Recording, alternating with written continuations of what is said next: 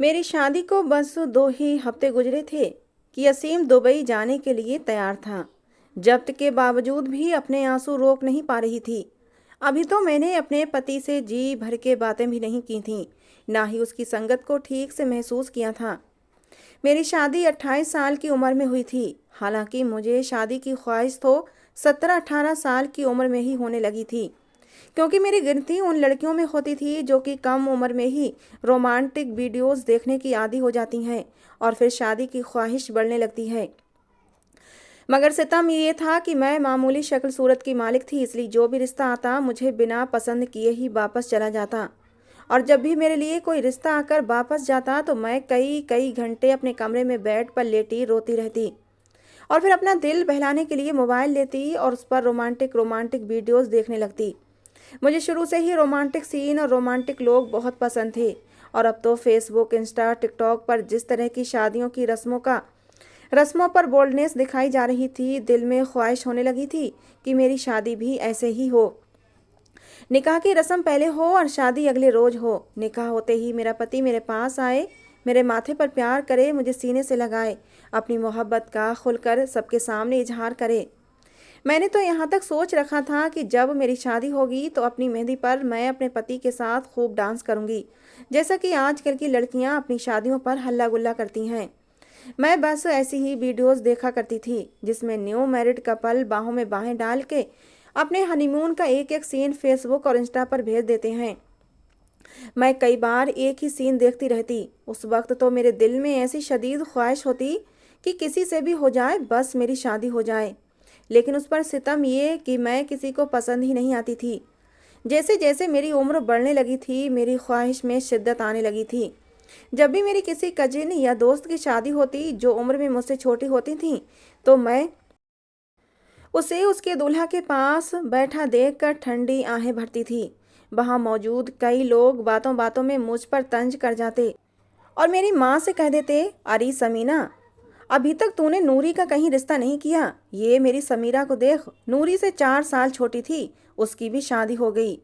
इस बात से मेरी माँ बिना जवाब दिए ही अपना रुख बदल लेती और मुझे तो लगता जैसे किसी ने बड़े जोर का घूंसा मेरे दिल पर मारा है। मुझे सामने बैठी अपनी कजिन जहल लगने लगती। मेरा ये मन चाहता कि उनका मुंह नोच लूं और उनकी जगह मैं खुद बैठ जाऊं। कुछ रिश्ते मुझे पसंद ना करते और कुछ रिश्ते मेरे माँ बाप और भाइयों को पसंद ना आते। कहते कि लड़के की उम्र हमारी बहन से बहुत ज़्यादा लगती है। कभी कहते ये बस ठीक ठाक ही कमाता है, सारी जिंदगी नूरी हमारे घर पर ही पड़ी रहेगी। मेरा ये पूरा कर दो, मेरा वो पूरा कर दो। क्या बहन के लिए कमा रहे हैं? हमारे अपने बीवी बच्चे नहीं हैं, इसीलिए खाता पीता घराना देखना जरूरी है। सबको अपनी अपनी फिक्र थी, किसी को मेरे जज्बात का तो एहसास ही ना था। अब तो मेरे चेहरे की रौनक भी मांद पड़ने लगी थी। इसीलिए मैंने बेशर्मों की तरह अपनी माँ से खुद कह दिया कि मेरे लिए जैसा तैसा जो भी रिश्ता आता है और मुझे पसंद करता है, तो खुदा के लिए मेरी शादी कर देना। अगर वो कम भी कमाता हो तो मैं आपके घर पर कभी मांगने नहीं आऊँगी, उसकी रूखी सूखी भी खाकर गुजारा कर लूँगी। मेरी माँ मुझे जबान दराज कहने लगी, बोली, देखो तो कैसी बेशरम लड़की है, अपने ही मुंह से अपनी शादी की बात कर रही है। कमबख्त, कभी तूने सुना है किसी लड़की को ऐसी बात मुंह से निकालते हुए? मैंने कहा, अम्मा, जब आप लोग नहीं सोचेंगे तो मुझे ही कहना पड़ेगा ना। ये कहना था कि अम्मा ने चप्पल उतारी और सीधा मेरे सर का निशाना लिया था। अगर मैं जरा सा हट न जाती तो चप्पल सीधी मेरे सर पर लगनी थी। मैंने गुस्से से अपनी माँ को देखा। मैंने कहा, अगर आपने मेरा ये पैगाम भाई और पापा तक नहीं पहुँचाया तो रिश्ता देखने वाले से मैं खुद ही कह दूंगी कि मुझे आपका बेटा पसंद है। मेरी ये बात सुनकर मेरी माँ ने मुझे जो गालियाँ दी थीं, मेरे कानों से धुआं निकल गया था। मेरी माँ को जितनी भी गालियाँ याद थीं, सारी की सारी गालियाँ मुझे दे डालीं, लेकिन मुझे अब भी परवाह नहीं थी। मैंने इंतहाई मजबूरी में ये कदम उठाया था। मेरे इस कदम उठाने से ये हुआ कि अगला रिश्ता आते ही मंजूर कर लिया गया था, लेकिन लड़के वालों की एक ही डिमांड थी कि उन्हें शादी जल्दी और सादगी से चाहिए, और इस बात पर मेरे घर वालों को भी कोई ऐतराज न था। 1 महीने के अंदर अंदर मेरी शादी असीम से हो गई थी। मैं नहीं जानती थी कि शादी की इतनी जल्दी लड़के वालों को क्यों थी, लेकिन मैं असीम को पाकर बहुत खुश थी। लेकिन ये खुशी मेरी बस कुछ समय के लिए ही साबित हुई थी। ये तो शादी के चंद दिन बाद मालूम हुआ कि असीम दुबई में नौकरी करता था। दुबई में किराए की टैक्सी चलाता था। इसलिए उसे ज़्यादा छुट्टियां नहीं मिली थीं। जब मुझे ये बात पता चली कि वो 2 हफ्ते बाद ही दुबई चला जाएगा, तो ये सुनकर मैं बहुत परेशान हुई थी। मैंने रोना धोना शुरू कर दिया। मैंने कहा, ये क्या बात हुई? अगर आपने दुबई में ही रहना है तो शादी क्यों की थी? असीम कहने लगा कि अभी मेरा छोटा भाई यूनिवर्सिटी में पढ़ता है। जब तक कि उसका कारोबार शुरू नहीं हो जाता, घर का निजाम तो मुझे ही चलाना है। 3 बहनों की शादी मैं कर चुका हूँ, लेकिन बहनों का आना जाना भी बहुत है। इतने सारे खर्चे पूरे करने के लिए अगर मैं हिंदुस्तान में टैक्सी चलाऊंगा तो कभी भी पूरा नहीं कर सकता। असीम ज़्यादा पढ़ा लिखा नहीं था, बस उसे टैक्सी ही चलानी आती थी।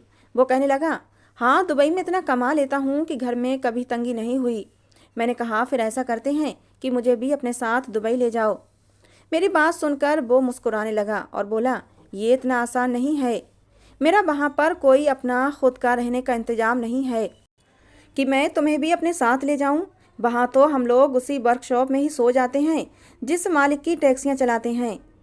जब मुझे पता चला कि वो साल में बस एक बार ही हिंदुस्तान आता है, वो भी बस 15 से 20 दिन के लिए, तो मेरा दिल चाहा अपना सर दीवार से मारकर फोड़ डालूं। ये कैसी शादी थी? पहले तो मेरी शादी बहुत ही सादगी से हुई थी। जैसे सपने मैंने शादी के लिए देखे थे, ऐसा कुछ भी नहीं हुआ था, लेकिन मैंने सब्र कर लिया। उसके बाद असीम भी अनरोमांटिक टाइप का बंदा था। मेरी कभी खुलकर तारीफ ही नहीं करता था, ना ही अपनी बेताबियों का इजहार करता था। मैंने उस पर भी सब्र का घूंट पी लिया, लेकिन साल में बस 15-20 दिन ही पति की संगत पर मैं सब्र नहीं कर सकती थी।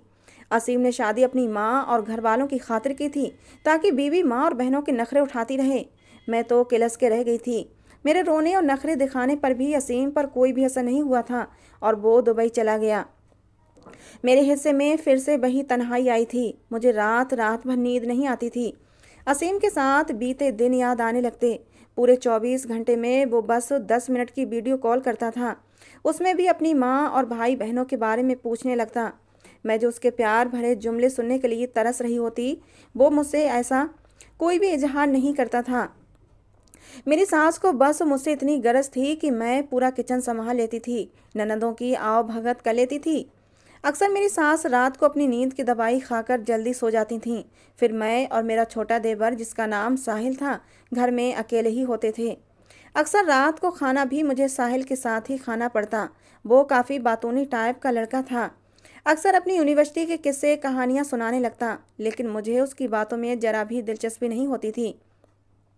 एक बार मैं किचन में खाना बनाते हुए एक रोमांटिक मूवी का कोई हिस्सा देख रही थी, जिस मूवी को मैंने रात गुजारने के लिए रात को देखना शुरू किया था, लेकिन आधी मूवी देखने के बाद ही मुझे नींद आ गई थी। दोपहर को मेरी सास अपने कमरे में थी, मैं किचन में खाना बना रही थी। साहिल यूनिवर्सिटी से आने ही वाला था। सब्जी चूल्हे पर रखी हुई थी। मैं किचन में रखी कुर्सी पर ही बैठ गई। हमारा किचन काफ़ी बड़ा था, इसलिए टेबल कुर्सियाँ किचन में ही रखी होती थीं। अक्सर मैं नाश्ता और दोपहर का खाना वहीं खा लिया करती थी। सारे कामों से फ्री थी, बस रोटी बनानी थी, इसलिए सोचा रात वाली बची हुई मूवी देख लेती हूँ। वही देख रही थी, बल्कि हर चीज़ से बेगाना होकर मैं उस सीन में जैसे खो सी गई थी कि अचानक से मुझे लगा जैसे कोई मेरे पीछे खड़ा था। मैंने पलट कर देखा तो साहिल बिल्कुल मेरे पीछे खड़ा था और वो वीडियो भी देख चुका था। मैं उसे देखकर बुरी तरह से गड़बड़ा गई थी। वो भी एकदम से सीधा हो गया। कहने लगा, खाना बन गया हो तो जल्दी से रोटी बना दें। मैंने कहा, हाँ, बस बनाने ही वाली हूँ।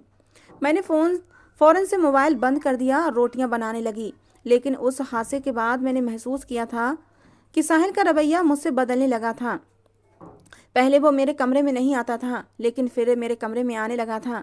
कहता, शाम की चाय आपके कमरे में ही पी लेते हैं, आज बहुत सर्दी है, हॉल में ठंड लगती है। मेरी सास शाम के वक्त सर्दी की वजह से अपने कमरे में रजाई में जाकर घुस जाती थीं। फिर अपनी चाय खाना सब कुछ वो कमरे में ही खाती थीं। मैं शाम की चाय बनाकर अपने कमरे में ले आई, लेकिन जैसे ही कमरे में दाखिल हुई तो साहिल के हाथ में मेरा मोबाइल था। वो यूट्यूब हिस्ट्री देख रहा था कि मैंने कौन कौन सी वीडियो देखी हैं। मुझे उसकी ये हरकत बहुत बुरी लगी। आखिर वो कौन होता था मेरी प्राइवेसी देखने वाला? मुझे देखकर उसने मेरा मोबाइल एक साइड पर रख दिया। मैंने चाय की ट्रे बेड पर रखी और अपना मोबाइल लेकर सीधा टेबल की दराज में रख दिया। चाय पीने के बीच साहिल मुझसे कहने लगा, भाभी, आपको मूवीज़ किस टाइप की अच्छी लगती हैं? उसके सवाल पर मैंने हैरत से उसे देखा था। मैंने कहा, क्या मतलब? वो कहने लगा, मतलब ये कि एक्शन मूवी या फिर रोमांटिक। वो बड़ी तरंग में बात कर रहा था। मैं न जाने क्यों उसके इस अंदाज पर थोड़ी नाराज़ हुई थी, शायद इसलिए कि वो उस दिन मेरे मोबाइल पर वो रोमांटिक सीन देख चुका था। मैंने कोई जवाब नहीं दिया तो वो कहने लगा कि वैसे मुझे रोमांटिक कहानियाँ और फिल्में बहुत पसंद हैं। उसने ये बात बहुत ही खुमार भरे शब्दों में कही थी। मैं अचानक ही उसकी तरफ देखने लगी तो वो कहने लगा, इंग्लिश रोमांटिक टाइप की फिल्में मुझे बहुत अच्छी लगती हैं, और आपको? उसके सवाल पर मैंने उसे घूर कर देखा तो वो हंसने लगा। कहने लगा, भाभी, आप मुझे अपनी सहेली बना सकती हैं। अरे भाभी और देवर का रिश्ता तो प्यार मोहब्बत वाला होता है, और आप मुझे वैसे भी बहुत अच्छी लगती हैं। भाई ने बहुत ज्यादती की है आपके साथ। भरी जवानी में आपको अकेला छोड़कर दुबई चले गए। This is not fair. उसकी बातों ने मेरे कानों की लवें तक लाल कर दी थीं। मैंने कहा, साहिल, मेरे सर में दर्द है, तुम बाकी की चाय अपने कमरे में जाकर पी लो प्लीज। बेशक मुझे शादी का शौक था और मैं रोमांटिक टाइप की लड़की थी, लेकिन मोहब्बत अपने पति से ही करती थी। साहिल कौन होता था मुझसे इस तरह की बातें करने वाला? मेरे सख्त शब्दों को सुनकर उसने अपना कप उठाया और अपने कमरे में चला गया। साहिल अपने किसी भी काम को बिना झिझक मुझसे कह दिया करता था। एक दिन मैं नाश्ता बना रही थी जब साहिल भाभी भाभी की रट अपने कमरे से लगाना शुरू कर चुका था। मैंने चाय की केतली के नीचे आग थोड़ी कम की और साहिल के कमरे में चली गई। वो अपनी शर्ट के बटन बंद कर रहा था। मुझे बेहद शर्मिंदगी सी महसूस हुई थी। जल्दबाजी में बिना दस्तक के ही मैं साहिल के कमरे का दरवाज़ा खोलकर अंदर चली गई थी। मुझे एकदम से दरवाजे पर खड़ा देखकर वो कहने लगा, अरे आप दरवाजे पर क्यों खड़ी हैं? आ जाएं अंदर। ये देखें, मेरी शर्ट का बटन टूटा हुआ है, प्लीज़ इसे जल्दी से लगा दें। मुझे यूनिवर्सिटी के लिए देर हो रही है। मैंने झिझकते हुए अंदाज में अंदर आई थी और साहिल से सुई धागा लेकर मैं उसकी शर्ट का बटन लगाने लगी। वो लगातार मुझे ही देख रहा था, और जिस अंदाज से वो मुझे देख रहा था मुझे उलझन सी हो रही थी। लेकिन मैं सांस लेना तो उस समय भूली थी जब उसने मेरे बालों की एक आवारा लट को अपने हाथ से पकड़कर मेरे कान के पीछे कर दिया था। मैं एकदम बौखलाकर पीछे हटी थी। वो कहने लगा, क्यों घबरा रही हो? वो लट तो आपको परेशान कर रही थी। मैंने सोचा पीछे कर दूं। मैंने जल्दी से उसकी शर्ट पर बटन लगाया और कमरे से बाहर चली गई। लेकिन अब मैंने महसूस किया था कि वो मेरे करीब आने की कोशिश करता है। मैं अब उस साहिल से कतराने लगी थी। एक बार रात के समय मैं सो रही थी कि मुझे लगा जैसे किसी की नज़रों की तपिश मेरे चेहरे पर पड़ी है। गहरी नींद में भी मेरी आँख खुल गई थी। मेरे कमरे में बस नाइट बल्ब की ही रोशनी थी। मैंने अपने कमरे का जायजा लिया कि आखिर मुझे उलझन किस चीज़ से हो रही थी कि तभी अचानक मेरी नज़र कमरे की खिड़की पर पड़ी, जिसे मैं हर वक्त बंद ही रखती थी। वो खिड़की हॉल में खुलती थी, लेकिन आज वो खिड़की खुली हुई थी। मैं हैरान थी कि मैं तो इस खिड़की को खोलती ही नहीं थी। मैं बेड से उठी। जैसे ही खिड़की बंद करने के लिए खिड़की के पास आई तो मुझे ऐसा लगा जैसे कोई साया था जो अचानक अभी अभी यहाँ से चला गया, और वो साया साहिल के कमरे में गया था। पहले तो मैं समझ ही नहीं पाई वो साया किसका था, लेकिन अब मुझे डर महसूस होने लगा था। मैंने खिड़की बंद कर दी और मुझे अभी कुछ डर महसूस हो रहा था। पता नहीं कौन था। मुझे अपने ही कमरे से अब डर लग रहा था। मैं अपने कमरे से तुरंत बाहर निकली और अपनी सास के कमरे में चली गई और उनके साथ जाकर लेट गई। लेकिन उनके खर्राटों ने मुझे एक पल भी सोने नहीं दिया। मजबूरन मुझे अपने ही कमरे में जाकर सोना पड़ा। सुबह नाश्ते पर साहिल मुझे ही देखे जा रहा था। कहने लगा, भाभी, आपको भाई की बहुत याद सताती होगी। मैंने कहा, हाँ, याद तो आती है। मेरी बात सुनकर साहिल कहने लगा, फिर रात भर आप करवटें बदलते हुए ही गुजार देती होंगी। भाई की संगत याद करके आपको कहाँ नींद आती होगी। साहिल की बातों ने मेरे होश उड़ाए थे। मैंने कहा, तुम ज़्यादा ही बदतमीज नहीं हो गए? खबरदार जो आगे से मुझसे ऐसी बातें की। मेरी बात सुनकर साहिल चुप हो गया और वहाँ से चला गया। अगले दिन फिर आधी रात को मेरे कमरे की खिड़की खुली हुई थी, लेकिन इस बार मैं जान गई थी कि मेरी खिड़की पर वो साया किसका था। वो मेरे देवर साहिल का था, जो खिड़की खोलकर मुझे ही सोते हुए देख रहा था। और ये सब कुछ देखकर मुझे गुस्सा सा आने लगा। कैसा बदतमीज आदमी था। अगले दिन मैंने साहिल से पूछ ही लिया कि तुम मेरे कमरे की खिड़की में क्या देखने की कोशिश कर रहे थे। मेरे सवाल पर वो मुस्कुराते हुए कहने लगा, मुझे आप सोते हुए बड़ी अच्छी लगती हैं। ये सुनकर मुझे अपने देवर पर गुस्सा आने लगा। मैंने कहा, अगर आइंदा से तुमने ऐसी हरकतें की तो तुम्हारी शिकायत मैं तुम्हारी माँ से लगा दूंगी। मेरी बात सुनकर साहिल को गुस्सा आने लगा, लेकिन वो कुछ नहीं बोला और उस समय वहाँ से चला गया। लेकिन रात को मुझे लगा जैसे कोई मेरे बहुत करीब है। जैसे ही मेरी आँख खुली, अपने देवर को अपने इतने करीब देखकर मैं बुरी तरह से घबराई थी। मैंने कहा, तुम मेरे कमरे में क्या कर रहे हो? वो कहने लगा, जब अपने कमरे का दरवाज़ा खोल के सोओगी तो ऐसा ही होगा। और फिर तुम्हारा पति भी तो यहाँ नहीं है। मैंने सोचा मैं ही उसकी कमी पूरी कर दूँ। ये सुनकर मुझे गुस्सा आने लगा। इससे पहले कि मैं उठकर बाहर जाती, वो बेशर्म आदमी मुझे अपनी बाहों में ले चुका था और मेरे मुंह पर हाथ रख दिया। कहने लगा, खुले दरवाजे से तो कोई भी अंदर आ सकता है। तुम ये दरवाज़ा मेरे लिए ही तो खोल कर रखती थीं। अब क्या नेक पारसा बन रही हो? हालांकि मैंने ऐसा कभी नहीं सोचा था। ना मैंने दरवाज़ा कभी इसलिए खोला था क्योंकि मुझे अपनी इज्जत का खतरा ही ना था। मैं तो साहिल को भाइयों जैसा समझती थी। उस रात भी पता नहीं दरवाज़ा कैसे खुला रह गया था, या फिर शायद साहिल की ही कोई चाल थी। सच कहते हैं, देवर आग होता है, उससे दूरी बनाकर रखनी चाहिए। उस आदमी ने मेरी इज्जत बर्बाद करके रख दी। मैं रोती रह गई, लेकिन उस आदमी को मुझ पर रहम ना आया। मुझे बर्बाद करने के बाद वो बेशर्मों की तरह कहने लगा, अगर फिर कभी मूड हो तो मुझे बता देना, मैं फिर आ जाऊंगा। मैं रो रही थी। मैंने कहा, तुमने मेरे साथ गुनाह किया है, खुदा तुम्हें बर्बाद कर देगा। वो कहने लगा, जैसी फिल्में और वीडियो तुम रात में देखती हो वो क्या है? वो भी तो गुनाह है जो तुम करती हो। मैंने कर लिया तो क्या गलत कर दिया? ये कहकर वो चला गया। मैंने कभी सोचा भी न था कि मेरे साथ ये सब भी हो सकता है। अगले दिन मैं अपनी माँ के पास चली गई। मैंने सोचा था कि ये बात मैं अपने पति को बता दूँ। मैंने अब तक ये बात अपनी माँ के घर में किसी को नहीं बताई थी। एक बार मेरी एक दोस्त मुझसे मिलने आई। उसने मेरी बहुत गहरी दोस्ती थी और मैंने उसे अपने दिल की सारी बातें बता दी।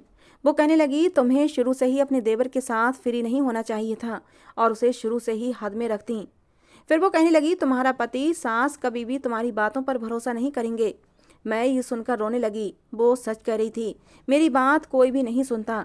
मेरी दोस्त कहने लगी, तुम पढ़ी लिखी हो, अपने पति से कहो तुम्हें दुबई बुला ले, तुम वहाँ जॉब कर लेना ताकि अपने खर्चे खुद उठा सको। मैंने ऐसा ही किया और असीम से कहा, मुझे तुम्हारे बगैर यहाँ नहीं रहना, या तो मुझे दुबई बुला लो, मैं वहाँ नौकरी कर लूँगी और अपने खर्चे खुद उठा लूँगी, या फिर मुझे तलाक दे दो।